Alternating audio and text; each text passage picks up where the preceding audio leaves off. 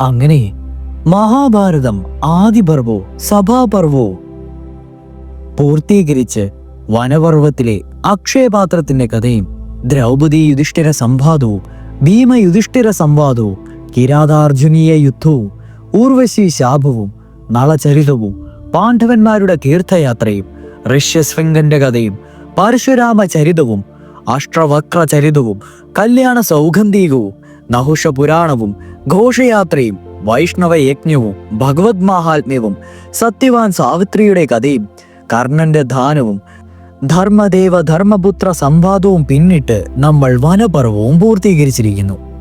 ഇനി നമ്മൾ തുടരുന്നത് വിരാട പർവമാണ്. തുടരുന്നു. ദ്വൈതവനത്തിലെ ആശ്രമത്തിൽ നിന്നും പുറപ്പെട്ട പാണ്ഡവന്മാർ ഒരു വിജന സ്ഥലത്ത് എത്തിച്ചേർന്നു. പുരോഹിതനായ ധൗമ്യനും പരിവാരങ്ങളും അവരോടൊപ്പം ഉണ്ടായിരുന്നു. അവിടെ വെച്ച് അവർ എല്ലാവരോടും യാത്ര പറഞ്ഞു. ധൗമ്യൻ പാഞ്ചാലത്തിലേക്ക് പോയി. പരിവാരങ്ങളിൽ കുറച്ചുപേരെ ദ്വാരകയിലേക്കും മറ്റുള്ളവരെ പാഞ്ചാലത്തേക്കും അയച്ചു. എല്ലാവരും പോയി കഴിഞ്ഞപ്പോൾ പാഞ്ചാലിയും പാണ്ഡവന്മാരും മാത്രം ശേഷിച്ചു. എവിടെയാണ് അജ്ഞാതവാസക്കാലം കഴിച്ചു കൂട്ടേണ്ടതെന്ന് ആലോചിച്ചു. യുധിഷ്ഠിരൻ സഹോദരന്മാരോട് അവരുടെ അഭിപ്രായം ആരാഞ്ഞു. അർജുനൻ പല രാജ്യങ്ങളുടെയും പേര് പറഞ്ഞു. ഭീമനും ചില സ്ഥലങ്ങൾ നിർദ്ദേശിച്ചു. എന്നാൽ അവയൊന്നും തന്നെ സ്വീകാര്യമായി തോന്നിയില്ല. തന്നെയുമല്ല, വിരാട രാജ്യത്തിൽ അജ്ഞാതവാസക്കാരൻ കഴിച്ചുകൂട്ടാമെന്ന് യമധർമ്മൻ യുധിഷ്ഠിരനെ ഉപദേശിക്കുകയും ആരും കണ്ടുപിടിക്കുകയില്ലെന്ന് അനുഗ്രഹിക്കുകയും ചെയ്തിട്ടുള്ളതുകൊണ്ട് അവർ അവസാനം ഏകകണ്ഠമായി മത്സ്യരാജ്യം തന്നെ തിരഞ്ഞെടുത്തു. എല്ലാവരും കൂടി ഒരേ സ്ഥലത്ത് കേന്ദ്രീകരിക്കണമോ അതോ ഭിന്ന സ്ഥലങ്ങളിലായി കഴിച്ചുകൂട്ടണമോ എന്നതായിരുന്നു പിന്നീടുള്ള ആലോചന. ഒറ്റപ്പെട്ടുപോയാൽ പല വൈമിഷ്യങ്ങളും ഉണ്ടാവാൻ ഇടയാളതുകൊണ്ട് ഒരിടത്ത് തന്നെ കഴിഞ്ഞുകൂടുന്നതാണ് നല്ലതെന്നുള്ള തീരുമാനത്തിലെത്തി. വിരാട നഗരത്തിൽ മത്സ്യരാജാവിന്റെ കൊട്ടാരത്തിൽ വിവിധ രംഗങ്ങളിലായി പണിയെടുത്ത് ഒരു വർഷക്കാലം തള്ളി നീക്കുകയാണ് ഉത്തമമെന്നുള്ള യുധിഷ്ഠിരന്റെ അഭിപ്രായം എല്ലാവരും അംഗീകരിച്ചു. യുധിഷ്ഠിരൻ പറഞ്ഞു, ഞാനൊരു ബ്രാഹ്മണന്റെ വേഷം ധരിച്ച് കങ്കൻ എന്ന പേരോടുകൂടി വിരാട രാജാവിന്റെ സേവകനായി കഴിഞ്ഞുകൂടാം.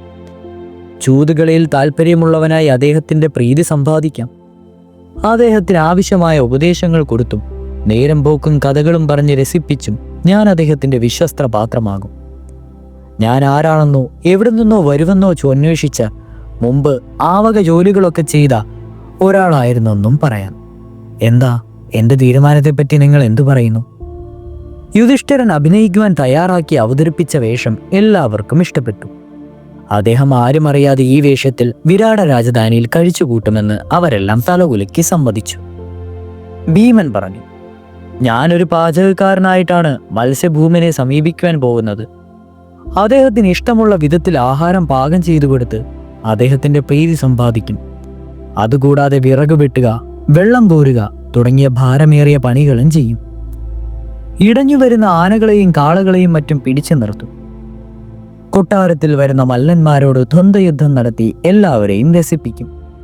ഇതെല്ലാം കൊണ്ടും രാജാവിന് എന്നോട് കൂടുതൽ ഇഷ്ടം തോന്നും. എന്നെ പറ്റിയുള്ള വിവരങ്ങൾ എന്തെങ്കിലും ചോദിച്ചാൽ ഞാൻ പാചകക്കാരനായും ആനക്കാരനായും മല്ലനായും മറ്റും പാണ്ഡവരെ സേവിച്ചിട്ടുണ്ടെന്ന് പറയും. ഭീമൻ തിരഞ്ഞെടുത്ത വേഷം കെങ്കേമമാണെന്ന് പറഞ്ഞ് എല്ലാവരും അത് അംഗീകരിച്ചു. അടുത്തതായി അർജുനൻ ഏത് വേഷത്തിലാണ് വിരാട രാജധാനിയിൽ കഴിച്ചുകൂട്ടുക എന്നതായി ചിന്ത. അപ്പോൾ ശക്രാത്മജനായിട്ടുള്ള അർജുനൻ തന്നെ പറഞ്ഞു, ഞാൻ ദേവലോകത്തായിരുന്നപ്പോൾ നീ നപുംസകമായി തീരട്ടെ എന്ന് ഊർവശി ശപിക്കുകയും അത് അജ്ഞാതവാസക്കാലത്ത് ഉപകാരമായി തീരുകയുമെന്ന് ഇന്ദ്രൻ എന്നെ ഗ്രഹിക്കുകയും ചെയ്തു. അങ്ങനെ ഊർവശി ശാപം ഉപകാരമാക്കുവാൻ ഞാൻ ഈ അവസരം വിനിയോഗിക്കും. ഞാനൊരു ഷണ്ഠനാണെന്ന് ഭാവിക്കും. പെണ്ണിന്റെ വേഷം ധരിക്കും. കൈകളിൽ നിറയെ ശംഖുവളകളിട്ട് എൻ്റെ ഞാൻ തഴമ്പുകൾ മറയ്ക്കും. കാതുകളിൽ ശോഭയുള്ള കുണ്ടലങ്ങൾ അണിയും. മുടി മെടഞ്ഞു കിട്ടും. സ്വർഗലോകത്ത് വെച്ച് ചിത്രസേനന്റെ അടുക്കൽ നിന്ന് പഠിച്ച പാട്ടും കുട്ടും നൃത്തവുമൊക്കെ ഞാൻ അന്തഃപുര സ്ത്രീകളെ പഠിപ്പിക്കും. പഴങ്കഥകൾ പറഞ്ഞവരെ രസിപ്പിക്കും. കൊഞ്ചിക്കുഴങ്ങി അവരോട് സംസാരിക്കും. എന്തെങ്കിലും എന്നെപ്പറ്റി ചോദിച്ചാൽ പണ്ട് പാഞ്ചാലിയുടെ ദാസിയായിരുന്നു എന്ന് ഞാൻ പറയും. ബൃഹന്നള എന്ന പേരിലാണ് ഞാൻ അവിടെ സ്വീകരിക്കുവാൻ പോകുന്നത്. ദീർഘബാഹുകളോടുകൂടി ദിവ്യരൂപത്തിൽ പ്രശോഭിക്കുന്നവനാണ് അർജുനൻ. വില്ലാളികളിൽ വീരനായ അവൻ തൻ്റെ തേജസ്സും ഭുജപ്പല പരാക്രമവും മറ്റും ഒളിച്ച് എങ്ങനെ അജ്ഞാതനായി കഴിച്ചുകൂടുമെന്ന് ചിന്തിച്ച് ഉഴലുകയായിരുന്ന സഹോദരന്മാർ സവ്യസാചിയുടെ വാക്കുകൾ കേട്ട് ആശ്ചര്യഭരിതരായി. അനേകം സുന്ദരിമാരുടെ മനം കവർന്ന കോമള കപോരനായ ധനഞ്ജയൻ അന്തപുരത്തിൽ കഴിച്ചുകൂട്ടുവാൻ പോകുന്നു. ഇതറിഞ്ഞ് സഹോദരന്മാർ അമ്പരന്ന് പരസ്പരം മുഖത്തോട് മുഖം നോക്കി. എങ്കിലും വിജയൻ സ്വീകരിക്കുവാൻ പോകുന്ന പ്രച്ഛന്നവേഷം വിജയിക്കുമെന്ന് എല്ലാവർക്കും ബോധ്യമായി. അശ്വപരിപാലകനായിട്ട് കൊട്ടാരത്തിൽ ജോലി സമ്പാദിക്കുവാനാണ് നകുലൻ ആഗ്രഹിച്ചത്. അവൻ പറഞ്ഞു, ഞാൻ വിരാട രാജാവിൻ്റെ കുതിരക്കാരനായിക്കൊള്ളാം. കുതിരകളെപ്പറ്റി എനിക്ക് നല്ല അറിവുണ്ട്. കുതിരയെ രക്ഷിക്കുന്നതിനും ചികിത്സിക്കുന്നതിനും നല്ല പരിചയമുണ്ടെന്ന് ഞാൻ രാജാവിനെ ബോധ്യപ്പെടുത്തിക്കൊള്ളാം. എന്നെപ്പറ്റി ചോദിക്കുമ്പോൾ ഞാൻ മുമ്പ് യുധിഷ്ഠിര മഹാരാജാവിൻ്റെ കുതിര വിചാരിപ്പുകാരനായിരിക്കുന്നെന്ന് പറയും. ഞാൻ ഗ്രന്ഥികൻ എന്ന പേരാണ് സ്വീകരിക്കുന്നത്. നകുലൻ തിരഞ്ഞെടുത്ത ജോലിയും എല്ലാവർക്കും സ്വീകാര്യമായി. സഹദേവൻ പറഞ്ഞു, എനിക്ക് പശുക്കളുടെ എല്ലാ കാര്യത്തെപ്പറ്റിയും പരിജ്ഞാനമുണ്ട്. അതുകൊണ്ട് വിരാട രാജാവിൻ്റെ ഗോ സംരക്ഷകനായി ഞാൻ ജോലി എടുത്തുകൊള്ളാം. എൻ്റെ പേർ തന്ത്രിപാലനാണെന്നും പണ്ട് പാണ്ഡവരുടെ പശുക്കളെ പരിപാലനം ചെയ്തിട്ടുണ്ടെന്നും ഞാൻ രാജാവിനെ അറിയിക്കും. രാജാവിനെ സന്തുഷ്ടനാക്കി ഞാൻ അവിടെ ജീവിക്കാം. പാണ്ഡവന്മാർ ഓരോരുത്തരും തിരഞ്ഞെടുത്ത അജ്ഞാതവേഷം എല്ലാ തരത്തിലും അനുയോജ്യമാണെന്ന് എല്ലാവർക്കും ബോധ്യമായി. ഇനിയും പാഞ്ചാലിയുടെ കാര്യമാണ്. അവൾ ഇന്ദുമുഖിയാണ്. വിഷാദത്തിൻ്റെ മേഘങ്ങൾ കൊണ്ട് അവളുടെ വദനം മൂടപ്പെട്ടിട്ടുണ്ടെങ്കിലും അതിൻ്റെ ശോഭ മങ്ങിയതല്ലാതെ മാഞ്ഞു പോയിട്ടില്ല. രാജകൊട്ടാരത്തിൽ സമ്പൽ സമൃദ്ധിയുടെ മധ്യത്തിൽ ജനിച്ചു വളർന്ന രാജകുമാരിയാണ് അവൾ. പാണ്ഡവരുടെ പട്ടമഹിഷിയായി സർവരാലും ആദരിക്കപ്പെട്ട് ഇന്ദ്രപ്രസ്ഥത്തിൽ വാണിരുന്ന രാജ്ഞിയാണവൾ. അങ്ങനെയുള്ള ദ്രൗപദി എന്ത് ജോലി ചെയ്താണ് ഒരു ദാസിയെപ്പോലെ വിരാട രാജധാനിയിൽ കഴിഞ്ഞുകൂടുക? അതോർത്തപ്പോൾ പാണ്ഡവന്മാർക്ക് നിസീമമായ ലജ്ജയും ദുഃഖവും തോന്നി. അവർ നിശബ്ദരായിരുന്നു. തൻ്റെ പ്രിയപ്പെട്ട ഭർത്താക്കന്മാരുടെ മനോഗതം മനസ്സിലാക്കിയ മനസ്വിനിയായ ആ മഹിളാരത്നം അവരെ നോക്കി പുഞ്ചിരിച്ചുകൊണ്ട് തികഞ്ഞ ആത്മവിശ്വാസത്തോടെ പറഞ്ഞു, എന്നെപ്പറ്റി ചിന്തിച്ച് നിങ്ങളാരും വിഷമിക്കരുത്. വിരാട രാജാവിൻ്റെ അന്തഃപുരത്തിൽ അജ്ഞാതയായി 1 വർഷം കഴിച്ചുകൂട്ടുവാൻ എനിക്ക് കഴിയും. അന്തഃപുര സ്ത്രീകളുടെ പരിചാരകയായി പാഞ്ചാലിയുടെയും സുഭദ്രയുടെയും കൂടെ താമസിച്ചിട്ടുണ്ടെന്നും മുടി മൂടിയായി അലങ്കരിക്കുന്നതിൽ വൈദഗ്ധ്യമുള്ള ഒരു സൈരന്ധ്രിയാണെന്നും വിരാട രാജാവിൻ്റെ രജ്ഞിയെ ബോധ്യപ്പെടുത്തി ഞാൻ അവരുടെ കൂടെ താമസിച്ചു കൊള്ളാം. എൻ്റെ പേർ മാലിനിയാണെന്നും ഞാൻ പറയും. രാജ്ഞിയായ സുദേഷ്ണയോടൊപ്പം താമസിക്കുന്ന എന്നെ അവർ സംരക്ഷിച്ചുകൊള്ളും. അതുകൊണ്ട് എൻ്റെ കാര്യമോർത്ത് നിങ്ങളാരും ദുഃഖിക്കരുത്. ദ്രൗപദിയുടെ വാക്കുകൾ പാണ്ഡവന്മാർക്ക് ആശ്വാസം നൽകി. അജ്ഞാതവാസകാലത്തേക്ക് വേണ്ട വേഷവിധാനങ്ങളൊക്കെ തയ്യാറാക്കി അവർ മത്സ്യരാജ്യത്തിലേക്ക് പുറപ്പെട്ടു. കാടും മേടും മലയും മരഭൂമിയും കടന്ന് സാവധാനം അവർ നടന്നു. ദശാർണം, ശൂരസേനം, പാഞ്ചാലം തുടങ്ങിയ രാജ്യങ്ങളിൽ കൂടി സഞ്ചരിച്ച് മത്സ്യരാജ്യത്തിൽ പ്രവേശിച്ചു. വിരാട നഗരത്തിൻ്റെ പ്രാന്തപ്രദേശത്തെത്തി. യുധിഷ്ഠിരൻ പറഞ്ഞു, നാം നഗരത്തിൻ്റെ സമീപത്തെത്തിയിരിക്കുന്നു. ആയുധങ്ങളുമായി നാം നഗരത്തിൽ സഞ്ചരിച്ചാൽ ആളുകൾ സംശയിക്കും, നമ്മെ തിരിച്ചറിയുകയും ചെയ്യും. അതുകൊണ്ട് ആയുധങ്ങൾ ഇവിടെ എവിടെയെങ്കിലും ഒളിപ്പിച്ചു വെച്ചിട്ട് വേണം നാം നഗരത്തിൽ പ്രവേശിക്കേണ്ടത്. അങ്ങനെയിരിക്കെ അവിടെ ഒരു കുന്നുണ്ടായിരുന്നു. കുന്നിൻ്റെ മുകളിൽ ഒരു ശമീ വൃക്ഷം ശാഖോപശാഖകളോടുകൂടി പടർന്നു പന്തലിച്ച് വളർന്നു നിന്നിരുന്നു. അതിൻ്റെ സമീപത്തായി ഒരു ചുടുകാടും കണ്ടു. വില്ല്, തൂണീരം, ശംഖ്, ചർമ്മം, വാള് തുടങ്ങിയ ആയുധങ്ങളെയെല്ലാം ചേർത്ത് വെച്ച് ദൃഢമായി കെട്ടി നകുലൻ അവയെ വൃക്ഷത്തിലുണ്ടായിരുന്ന ഒരു വലിയ പൊത്തിൽ ഒളിച്ചു വെച്ചു. അതിനുശേഷം ശ്മശാനത്തിൽ നിന്നൊരു മൃതദേഹം കണ്ടെടുത്ത് ആ മരത്തിൽ കെട്ടിത്തൂക്കി. ആളുകൾ ഈ ശമീവൃക്ഷം ദൂരെ നിന്ന് കാണുമ്പോൾ തന്നെ അതിൽ തൂങ്ങി നിൽക്കുന്ന ശവം കണ്ട് ഒഴിഞ്ഞു പോകണമെന്നുള്ള ഉദ്ദേശത്തോടെയാണ് അപ്രകാരം ചെയ്തത്. അവർ അവിടെ നിന്ന് നഗരത്തിന്റെ കവാടത്തിലെത്തി. യുധിഷ്ഠിരൻ പറഞ്ഞു, നാം കൂട്ടമായി നഗരത്തിൽ പ്രവേശിച്ച് സഞ്ചരിച്ചുകൂടാ. ഇവിടെ വെച്ച് വേർതിരിച്ച് ഒറ്റയ്ക്കൊറ്റയ്ക്ക് സഞ്ചരിച്ചാൽ മതി. നമുക്ക് തമ്മിൽ ഉപയോഗിക്കുന്നതിന് ഓരോ ഗൂഢനാമങ്ങൾ ഉണ്ടായിരിക്കുന്നതാണ് നല്ലത്. അത് യഥാക്രമം ജയൻ, ജയന്തൻ, വിജയൻ, ജയൽസേനൻ, ജയൽബലൻ എന്നായിരിക്കും. യുധിഷ്ഠിരൻ പിന്നീട് ഭുവനേശ്വരിയായ ദുർഗാദേവിയെ ഭക്തിപൂർവം വാഴ്ത്തി സ്തുതിച്ചു. ദേവി പ്രീതനായി യുധിഷ്ഠിരന്റെ മുന്നിൽ പ്രത്യക്ഷപ്പെട്ടു. ഭക്തൽ വത്സലനായ അമ്മ യുധിഷ്ഠിരനെ അനുഗ്രഹിച്ചു. പാണ്ഡവന്മാർ സന്തോഷിച്ചു. പിന്നീട് അവർ കൂട്ടുപിരിഞ്ഞ് ഒറ്റയ്ക്കൊറ്റയ്ക്ക് വിരാട നഗരത്തിൽ പ്രവേശിച്ചു. യുധിഷ്ഠിരനാണ് ആദ്യം രാജകൊട്ടാരത്തിലെത്തിയത്. രാജാവ് അമാത്യന്മാരോടും പൗരമുഖ്യന്മാരോടും കൂടി ആസ്ഥാന മണ്ഡപത്തിലിരിക്കുകയായിരുന്നു. ധർമ്മപുത്രൻ നിസ്സങ്കോചം രാജസന്നിധിയിലെത്തി രാജാവിനെ വന്ദിച്ചു. പ്രഥമ ദൃഷ്ടിയിൽ തന്നെ ഒരു മഹാനാണെന്ന് തോന്നിയ യുധിഷ്ഠിരനോട് അദ്ദേഹം ആരാണെന്നും എവിടെ നിന്നാണ് വരുന്നതെന്നും എന്താണ് വന്നതിൻ്റെ കാരണമെന്നും മറ്റും വിരാട രാജാവ് ചോദിച്ചു. യുധിഷ്ഠിരൻ പറഞ്ഞു, ഞാൻ ഉപജീവന മാർഗം തേടി വന്നിട്ടുള്ള ഒരു ബ്രാഹ്മണനാണ്. എൻ്റെ എല്ലാം നശിച്ചുപോയി. ചൂതുകളിയിൽ എനിക്ക് നല്ല പരിചയമുണ്ട്, കളിക്കുകയും ചെയ്യാം. എൻ്റെ പേര് കങ്കൻ എന്നാണ്. ഞാൻ പണ്ട് പാണ്ഡവരുടെ കൂടെ സമയം ചെലവഴിച്ചിട്ടുണ്ട്. ബ്രാഹ്മണ വേഷധാരിയാണെങ്കിലും യുധിഷ്ഠിരന്റെ ആകർഷണീയമായ ആകാരവും തേജസ്സുറ്റ മുഖഭാവവും കണ്ടപ്പോൾ അദ്ദേഹം ഒരു രാജാവിനെ പോലെ ആദരണീയനാണെന്ന് വിരാട രാജാവിന് തോന്നി. യുധിഷ്ഠിരനിൽ അളവറ്റ് മതിപ്പ് തോന്നിയ രാജാവ് അദ്ദേഹത്തെ തന്റെ സുഹൃത്തായി അരമനയിൽ താമസിച്ചു കൊള്ളുന്നതിന് അനുവദിച്ചു. തന്നെ ആദരിക്കുകയും ബഹുമാനിക്കുകയും ചെയ്യുന്നത് പോലെ എല്ലാവരും ഗംഗനോടും പെരുമാറണമെന്ന് തന്റെ അനുയായികളോട് അദ്ദേഹം കൽപ്പിക്കുകയും ചെയ്തു.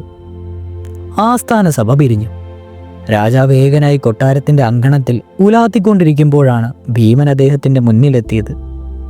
ഭീമന്റെ അസാമാന്യമായ ശരീരവലുപ്പം കണ്ടപ്പോൾ രാജാവ് ആശ്ചര്യപ്പെട്ടു.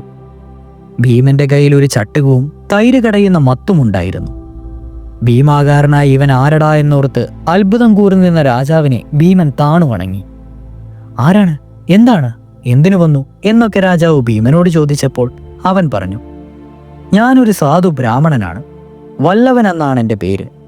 അരിവെപ്പാണ് ജോലി. പണ്ട് പാണ്ഡവന്മാരുടെ അരിവെപ്പുകാരനായിരുന്നു. എൻ്റെ പാചകം അവർക്ക് വളരെ ഇഷ്ടമായിരുന്നു.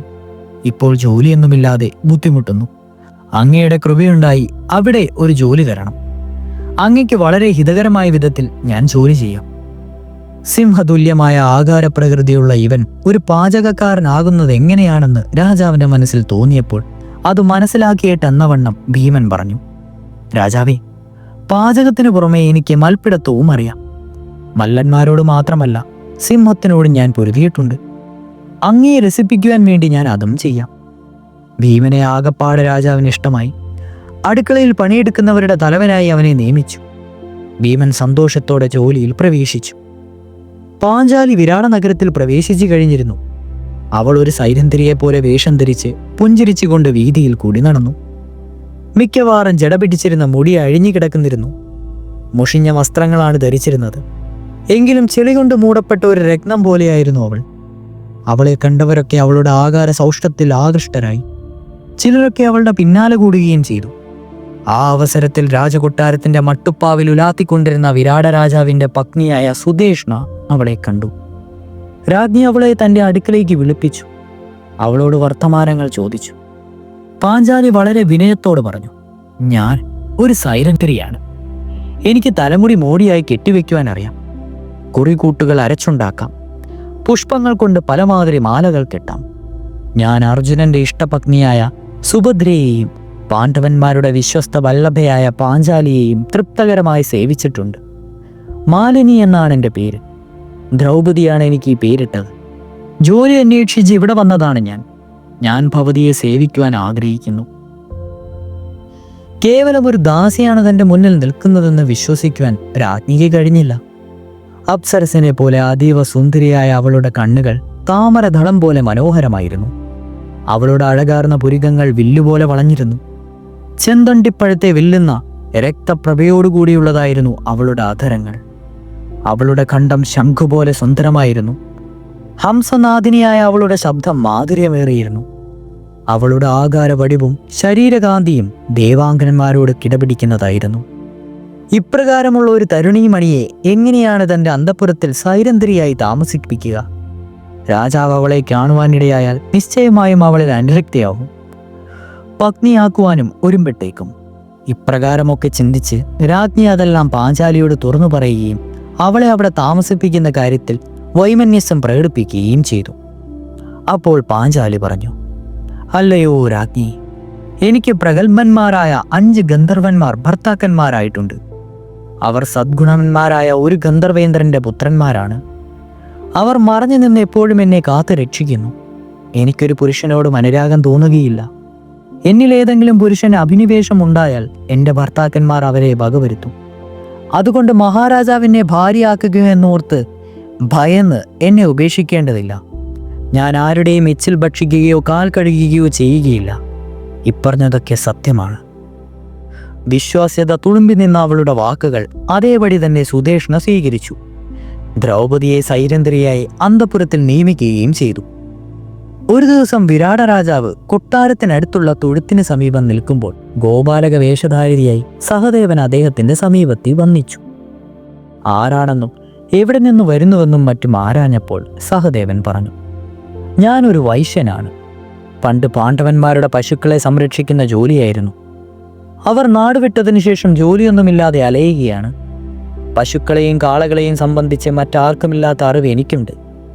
ഞാൻ ഗോസംരക്ഷണം ചെയ്തിരുന്ന കാലത്ത് പാണ്ഡവന്മാരുടെ ഗോസമ്പത്ത് 4 ഇരട്ടിയായി വർദ്ധിക്കുകയാണ് ഉണ്ടായത്. എന്നെ ഇവിടുത്തെ പശുപാലകനാക്കിയാൽ അങ്ങയുടെ പശുക്കളെ സംരക്ഷിക്കുകയും ഗോസമ്പത്ത് ധാരാളമായി വർദ്ധിപ്പിക്കുകയും ചെയ്യാം. എൻ്റെ പേർ തന്ത്രിപാലൻ എന്നാണ്. സഹദേവൻ ഒരു വൈശ്യനാണെന്ന് വിശ്വസിക്കുവാൻ രാജാവിന് കഴിഞ്ഞില്ല. എങ്കിലും അവൻ പശുക്കളെപ്പറ്റി വിശദമായി പറഞ്ഞ കാര്യങ്ങൾ വിശ്വാസയോഗ്യമായി അദ്ദേഹത്തിന് തോന്നി.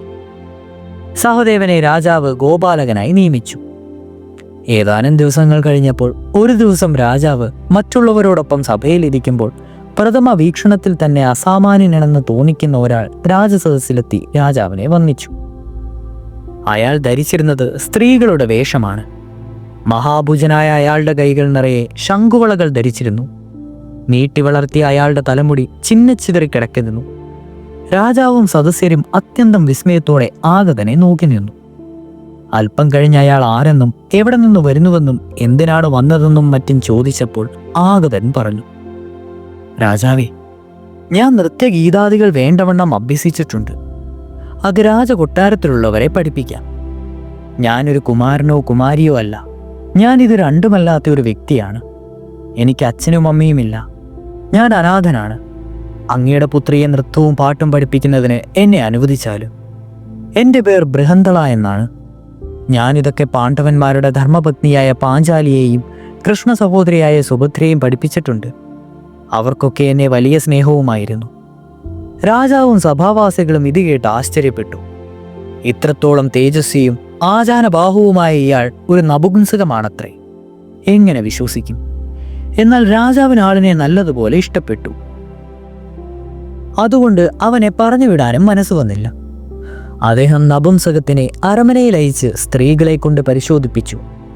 നപുംസകൻ തന്നെയാണെന്ന് ബോധ്യം വന്നപ്പോൾ അയാളെ രാജകുമാരിയായ ഉത്തരയെയും മറ്റും രാജസ്ത്രീകളെയും നൃത്തം പഠിപ്പിക്കുന്നതിനായി നിയമിച്ചു. അന്തഃപുരത്തിൽ തന്നെ താമസിക്കുന്നതിനും അനുവദിച്ചു. അങ്ങനെ പാഞ്ചാലിയുടെയും സുഭദ്രയുടെയും സ്നേഹപാത്രമായിരുന്ന അർജുനൻ ബൃഹന്തളയായി ഉത്തരയെ നൃത്യഗീതികൾ അഭ്യസിപ്പിക്കുവാൻ രാജകൊട്ടാരത്തിൽ തന്നെ താമസമാക്കി. അധിക ദിവസങ്ങൾ കഴിഞ്ഞില്ല. അതിനു മുമ്പായി നകുലനും വിരാട രാജാവിന്റെ കൊട്ടാരത്തിലെത്തി. കയ്യിൽ ഒരു ചമ്മട്ടിയുമായി വഴിയിൽ കണ്ട കുതിരകളെയൊക്കെ പരിശോധിച്ച് വിദഗ്ധ അഭിപ്രായം പറഞ്ഞുകൊണ്ട് നടന്നിരുന്ന അവന്റെ വേഷം ഒരു കുതിരക്കാരൻ്റെതായിരുന്നു. അശ്വിനി ദേവന്മാരെ പോലെ സുകുമാര കോമളഭാരനായിരുന്ന അവൻ രാജാവിന്റെ ശ്രദ്ധയിൽപ്പെട്ടു. അവനോട് അദ്ദേഹം അവന്റെ കാര്യങ്ങളൊക്കെ തിരക്കി. അവൻ പറഞ്ഞു, ഞാനൊരു അശ്വപാലനാണ്. കുറെ കാലം പാണ്ഡവ രാജധാനിയിൽ ജോലി ചെയ്തിട്ടുണ്ട്. അന്ന് കുതിരകളെ സംരക്ഷിക്കുകയും തേർത്തെളിക്കുകയും ചെയ്തിട്ടുണ്ട്. യുധിഷ്ഠിര മഹാരാജാവിന് എന്നെ വളരെ ഇഷ്ടമായിരുന്നു. വില്ലാളി വീരനായ അർജുനൻ എൻ്റെ തേരുതെളിക്കൽ കണ്ട് എന്നെ അഭിനന്ദിച്ചിട്ടുണ്ട്.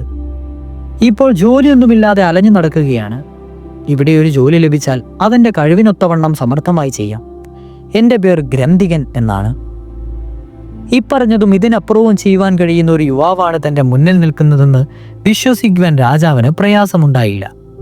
പ്രഥമ ദൃഷ്ടിയിൽ തന്നെ ആരെയും വശീകരിക്കുവാനുള്ള തേജസ് ആ യുവാവിനുണ്ടായിരുന്നു.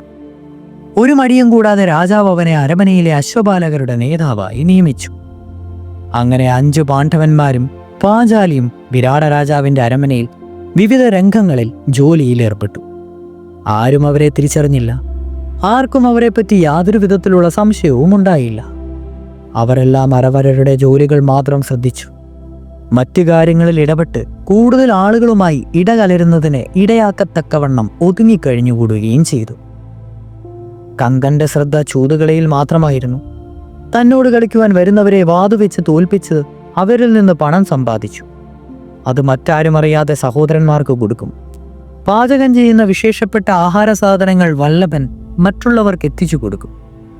ബൃഹന്തള കൊട്ടാരത്തിൽ നിന്ന് കിട്ടുന്ന വസ്ത്രങ്ങളും കുറിക്കൂട്ടുകളുമെല്ലാം എല്ലാവർക്കും നൽകി വന്നു. തന്ത്രിപാലനാകട്ടെ പാലും നെയ്യും യഥേഷ്ടം സഹോദരന്മാർക്ക് നൽകി. മാലിനി ഭർത്താക്കന്മാരെ കാണുവാനിടയായ സന്ദർഭങ്ങളിലൊക്കെ അവരെ അറിയുന്ന ഭാവമേ പുറത്തു കാണിക്കുവാതെ പെരുമാറി വന്നു. കൊട്ടാരത്തിലുള്ള എല്ലാവർക്കും പ്രച്ഛന്ന വേഷക്കാരായ പാണ്ഡവന്മാരോട് സ്നേഹവും വിശ്വാസവും ഉണ്ടായിരുന്നതിനാൽ അവർക്കാർക്കും ഒരു സംശയവും ഇടവരാതെ എല്ലാവരും സൗഖ്യമായി കഴിച്ചുകൂട്ടി. അങ്ങനെ 4 മാസം കഴിഞ്ഞു. വിരാട രാജ്യത്ത് വർഷം തോറും പതിവായി ഒരു ഉത്സവം നടത്താറുണ്ട്. അതിൻ്റെ സമയമായി. പല രാജ്യങ്ങളിൽ നിന്നും കലാകാരന്മാരും കായിക പ്രകടനക്കാരും ഗായകരും വാദ്യവിശാധരന്മാരുമൊക്കെ വന്ന് ഈ ഉത്സവത്തിൽ പങ്കെടുക്കുവാൻ വരും. വളരെ ആർഭാടത്തോടെയാണ് ഈ ഉത്സവം നടത്തുന്നത്. ഏതാനും ദിവസം നീണ്ടു നിൽക്കുന്ന ഈ ഉത്സവത്തിൽ മല്ലയുദ്ധ പ്രവീണന്മാർ പങ്കെടുത്ത് തങ്ങളുടെ ശക്തി പ്രകടിപ്പിച്ച് രാജാവിൽ നിന്ന് സമ്മാനം വാങ്ങുന്ന പതിവുണ്ടായിരുന്നു. ഉത്സവത്തിന് ജീമൂതൻ എന്നു പേരുള്ള ഒരു മല്ലനും വന്നിട്ടുണ്ടായിരുന്നു. അവൻ മറ്റുള്ള എല്ലാ മല്ലന്മാരെയും തോൽപ്പിച്ച് അജേയനായി അട്ടഹസിച്ചു. അവനോട് എതിരിടുവാൻ ആളില്ലാതായി. എവിടെ നിന്നോ വന്ന ജീമൂതൻ വിരാട രാജധാനിയിലുള്ള എല്ലാ മല്ലന്മാരെയും തോൽപ്പിച്ചപ്പോൾ അത് രാജാവിന് കുറച്ചിലായിട്ട് തോന്നി. ഇവനെ തോൽപ്പിക്കുവാൻ ആരുമില്ലല്ലോ എന്നോർത്ത് വിഷാദിച്ചിരിക്കുമ്പോൾ അടുക്കളക്കാരനായ വല്ലഭന്റെ കാര്യം അദ്ദേഹത്തിന് ഓർമ്മയിലെത്തി. ഭീമാകാരനായ അവനെ ജീമൂതനെ തോൽപ്പിക്കുവാൻ കഴിയുമെന്ന് അദ്ദേഹം കരുതി. വല്ലഭനെ ആളയച്ചു വരുത്തി. ജീമൂതനായി മല്ലയുദ്ധം നടത്തി അവനെ തോൽപ്പിക്കണമെന്ന് ആവശ്യപ്പെട്ടു. തനിക്ക് ഗുസ്തി പിടിക്കുവാൻ അറിയില്ലെന്ന് പറഞ്ഞ് ഒഴിയുവാൻ ശ്രമിച്ചെങ്കിലും രാജാവ് വല്ലഭനെ ഒഴിവാക്കിയില്ല. വീണ്ടും വീണ്ടും നിർബന്ധിച്ചു. അവസാനം മനസ്സില്ലാ മനസ്സോടെ എന്ന മട്ടിൽ വല്ലഭൻ ജീമൂതനുമായി ഏറ്റുമുട്ടുവാൻ സമ്മതിച്ചു. നിറഞ്ഞ സദസ്സിന്റെ മധ്യത്തിനുള്ളിൽ രംഗവേദിയിൽ ഇരുവരും പ്രവേശിച്ചു. ദ്വന്ദ്വയുദ്ധം തുടങ്ങി. കാണികൾക്കെല്ലാം കൗതുകം ജനിപ്പിക്കത്തക്കവണ്ണം അവർ ഒപ്പത്തിനൊപ്പം പൊരുതി. രണ്ടുപേരും അവരവരുടെ അഭ്യാസ പാഠവുമെല്ലാം പ്രദർശിപ്പിച്ചു. കാണികൾ ബലേബേഷ് പറഞ്ഞ് ഇരുവരെയും പ്രോത്സാഹിപ്പിച്ചു. വളരെ നേരം ഇപ്രകാരം പൊരുതിക്കഴിഞ്ഞപ്പോൾ വല്ലഭൻ ജീമൂതന്റെ കാലിൽ പിടിച്ച് പൊക്കിയെടുത്ത് തലയ്ക്ക് മീതെ അനവധി പ്രാവശ്യം ചുഴറ്റിയിട്ട് നിലത്തേക്ക് ഒരു ഏറ് കൊടുത്തു. നിലത്തു വീണ് കിടന്ന അവന്റെ ശരീരത്തിൽ ശക്തിയായി ചവിട്ടുകയും ചെയ്തു. അതോടെ ജീമൂതൻ കാലപുരി പ്രാപിച്ചു. രാജാവും നാട്ടുകാരും വളരെ സന്തോഷിച്ചു. വിരാട രാജ്യത്തിന്റെ അഭിമാനം കാത്ത വല്ലഭനെ രാജാവ് ശ്ലാഘിക്കുകയും അവന് വിലപിടിപ്പുള്ള പല സമ്മാനങ്ങളും കൊടുക്കുകയും ചെയ്തു. പറയത്തക്ക സംഭവങ്ങളൊന്നുമില്ലാതെ ദിവസങ്ങൾ നീങ്ങിക്കൊണ്ടേയിരുന്നു. അങ്ങനെ 10 മാസം കഴിഞ്ഞു. ഇനിയും 2 മാസം കൂടി മാത്രമേ ഒളിച്ചു പാർക്കേണ്ടി വരുകയുള്ളല്ലോ എന്നോർത്ത് പാഞ്ചാലിയും പാണ്ഡവന്മാരും ആശ്വസിക്കുന്ന കാലത്ത് അജ്ഞാതവാസ രഹസ്യം പുറത്തായി പോകുമോ എന്ന് ഭയപ്പെടത്തക്ക വിധത്തിൽ ചില സംഭവങ്ങളും ഉണ്ടായി. അവിടെ കീചകൻ എന്ന സുദേഷ്ണരാജ്ഞിയുടെ സഹോദരനുണ്ടായിരുന്നു.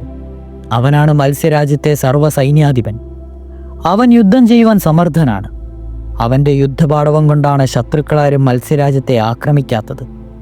അതുകൊണ്ട് വിരാട ഭൂപൻ അവനോട് ഇഷ്ടവും ബഹുമാനവും ഉണ്ടെന്ന് മാത്രമല്ല, അവനെ ഭയവുമാണ്. അവൻ പറയുന്നതും ചെയ്യുന്നതും എന്തായാലും അതിനെ മറുത്ത് അദ്ദേഹം ഒന്നും പ്രവർത്തിക്കുകയില്ല. അവൻ അന്തഃപുരത്തിലും വേണ്ട സ്വാധീനമുണ്ട്.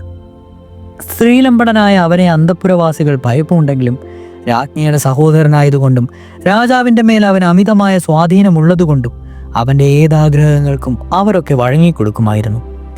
അവൻ്റെ കണ്ണിൽ പെടാതെയാണ് ദ്രൗപദി ഇത്രയും നാൾ അന്തഃപുരത്തിൽ കഴിച്ചുകൂട്ടിയത്. ഒരു ദിവസം യാദൃശ്ചികമായി കീചകൻ സുദേഷ്ണയുടെ അടുത്ത് നിൽക്കുന്ന പാഞ്ചാലിയെ കണ്ടു.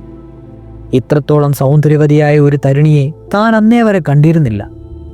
അവൻ അവളുടെ അവശ്യമായ സൗന്ദര്യത്തിൽ ആകൃഷ്ടനായി. കീചകൻ മന്ദം മന്ദം അവളെ സമീപിച്ചു. അവളുടെ സൗന്ദര്യത്തെ വാനോളം പുകഴ്ത്തി. പരിചാരകയായി ജീവിതം വ്യർത്ഥമാക്കാതെ തന്നോട് ചേർന്ന് ജീവിച്ചാൽ താൻ അവളുടെ പരിചാരകനായിരിക്കാമെന്ന് അവൻ പറഞ്ഞു. തൻ്റെ അഭീഷ്ടത്തെ സാധിച്ചു തരണമെന്ന് അവൻ പാഞ്ചാലിയോട് അപേക്ഷിച്ചു. കീചകന്റെ വാക്കുകൾ പുച്ഛത്തോടെ അവഗണിച്ചുകൊണ്ട് പാഞ്ചാലി പറഞ്ഞു, അപരന്റെ ഭാര്യയിൽ നീ ഒരിക്കലും മനസ്സ് വെക്കരുത്. അക്കാര്യങ്ങൾ പ്രവേശിക്കാതിരിക്കുന്നതാണ് സൽപുരുഷന്മാരുടെ ലക്ഷണം. കിട്ടാത്ത വസ്തുവിൽ കൊതിക്കുന്ന പുരുഷൻ പാപിയാണ്. വ്യാമോഹത്തിൽ പെടുന്നവന് ദുഷ്കീർത്തി ഉണ്ടാകും. അതുകൊണ്ട് എന്നെ എൻ്റെ പാട്ടിന് വിട്ടേക്കുക. അനുയായ വാക്കുകൾ കൊണ്ട് പാഞ്ചാലി വശംവതയാകുന്നില്ലെന്ന് കണ്ടപ്പോൾ കീചകൻ അടവ് മാറ്റി. തൻ്റെ സ്ഥാനമഹിമയും ശക്തിയും കഴിവുകളും എന്താണെന്ന് പ്രകടമാക്കിക്കൊണ്ട് പാഞ്ചാലിയെ ഭീഷണിപ്പെടുത്തുവാനായി അവൻ്റെ ശ്രമം തുടങ്ങി. തൻ്റെ ഇംഗിതത്തിന് വഴിപ്പെട്ടില്ലെങ്കിൽ കൊട്ടാരത്തിൽ നിന്ന് പുറത്താക്കുമെന്ന് വരെ സൂചിപ്പിച്ച് സംസാരിച്ചു. പാഞ്ചാലി ഇതൊന്നും കേട്ട് കുലുങ്ങിയില്ല.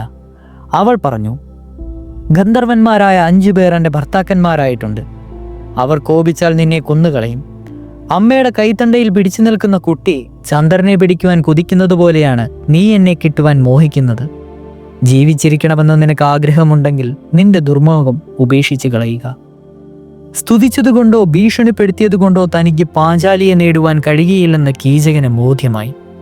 എന്നാൽ കാമവെറി പൂണ്ട അവൻ പാഞ്ചാലിയെ പ്രാപിക്കാതെ അടങ്ങുകയില്ലെന്ന ദൃഢനിശ്ചയത്തോടെ സഹോദരിയായ സുദേഷ്ണയെ സമീപിച്ചു.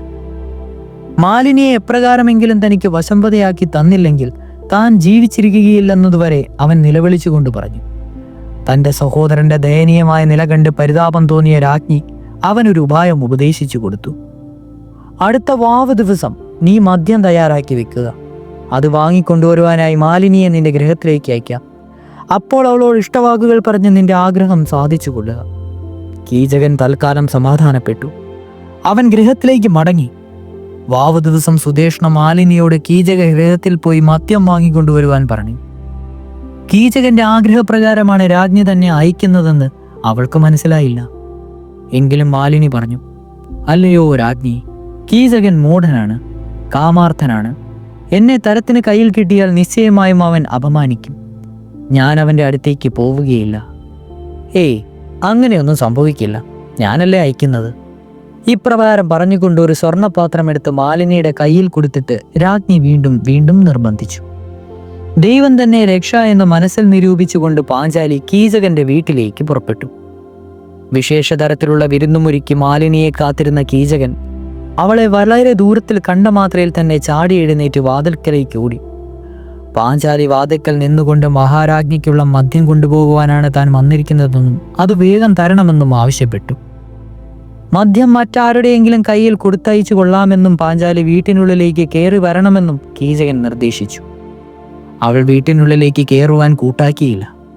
മാലിനിക്ക് വേണ്ടി പട്ടുവസ്ത്രങ്ങളും വിലയേറിയ രത്നങ്ങളും മറ്റും താൻ കരുതി വെച്ചിരിക്കുന്നുവെന്നും അകത്ത് കയറി തന്നോടൊപ്പം ഇരുന്ന് അവയെല്ലാം അണിഞ്ഞ് ഉല്ലാസവതിയായി ആനന്ദിക്കാമെന്നും അവൻ നിർദ്ദേശിച്ചു. പാഞ്ചാലി പുച്ഛത്തോടെ അവനെ നോക്കിയതല്ലാതെ ഒന്നും പറഞ്ഞില്ല.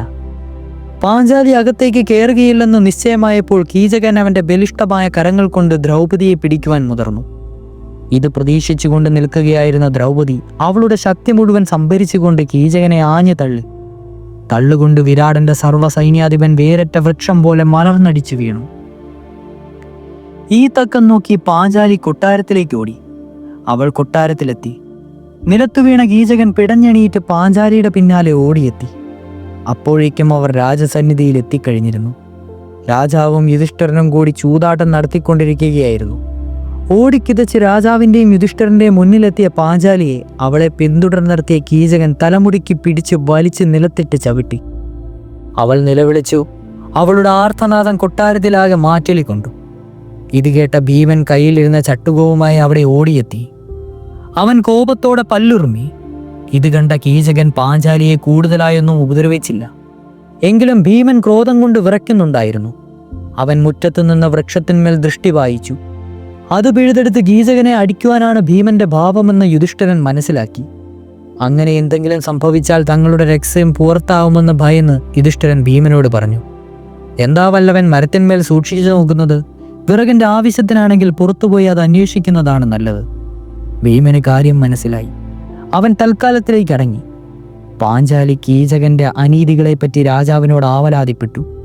എന്നാൽ കീചകനെ ഭയന്ന് രാജാവ് മൗനമായി ഇരുന്നതേയുള്ളൂ. ഇതെല്ലാം കണ്ടിരുന്ന ധർമ്മപുത്രർക്ക് കോപവും താപവും ഉണ്ടായി. അദ്ദേഹത്തിന്റെ നെറ്റി വിയർത്തു.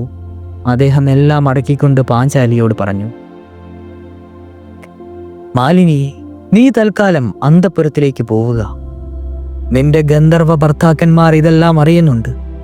അവർ വേണ്ട സന്ദർഭത്തിൽ വേണ്ടത് ചെയ്യാതിരിക്കുകയില്ല. പാഞ്ചാലിയുടെ ആവലാതികൾ കേട്ടുകൊണ്ട് അവിടെ നിന്നിരുന്ന എല്ലാവരും കീചകനെ നിന്ദിക്കുകയും പാഞ്ചാലിയോട് അനുതാപം പ്രകടിപ്പിക്കുകയും ചെയ്തു. മാലിനി അന്തഃപുരത്തിലേക്ക് മടങ്ങി. നടന്ന കാര്യങ്ങളെല്ലാം രാജ്ഞിയെ അറിയിച്ചു.